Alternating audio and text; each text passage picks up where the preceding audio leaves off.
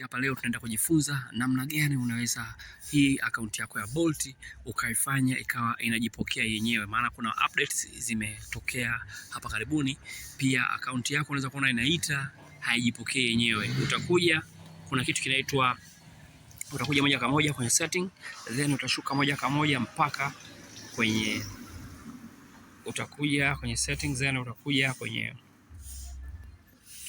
utashuka moja kwa moja mpaka kwenye hivyo vidoti, alafu zeni utakuja, kuna kitu kinaitwa hapa kwenye kuseti auto confirm. Hapa ukiweka hivi zote, it means kwamba haitojipokea, maana yake hivi vyote umeviwasha, lakini hili ijipokee yenyewe utaviondoa hivi vyote, utaweza kaviacha. Hii hapa in app cache na cache, hii unaweza kaiacha hapo. Simu au akaunti yako ikiita itajipokea yenyewe, na hizi zimewekwa ni bei au matakwa ambayo wewe unaweza ukayahitaji. Bei hizi unaweza kuzipanga jinsi wewe unavyozitaka ziwe, na pia unaweza ukitaka kuedit utaedit hapa.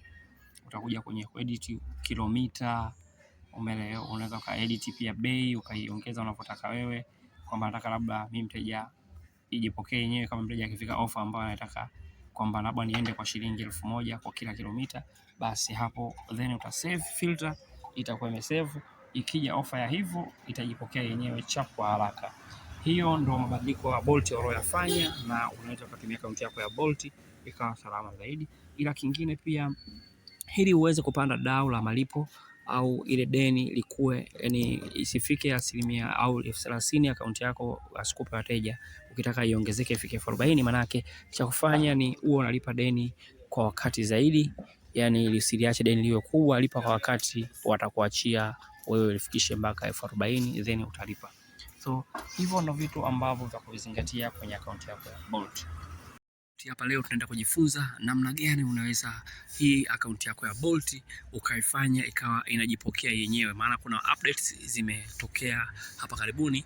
Pia akaunti yako unaweza kuona inaita haijipokee yenyewe. Utakuja, kuna kitu kinaitwa, utakuja moja kwa moja kwenye setting, then utashuka moja kwa moja mpaka kwenye, utakuja kwenye settings, then utakuja kwenye,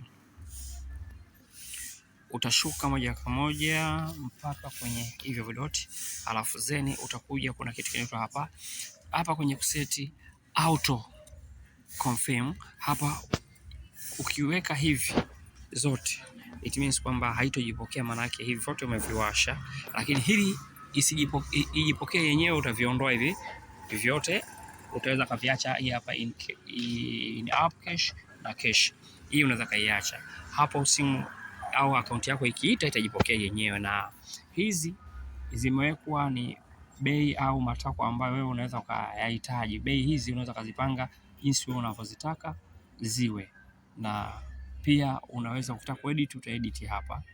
Utakuja kwenye kuedit kilomita, unaweza ukaedit pia bei ukaiongeza unavyotaka wewe, kwamba nataka labda mimi mteja ijipokee yenyewe kama mteja akifika offer ambayo anataka kwamba labda niende kwa shilingi 1000 kwa kila kilomita, basi hapo then uta save filter, itakuwa imesave.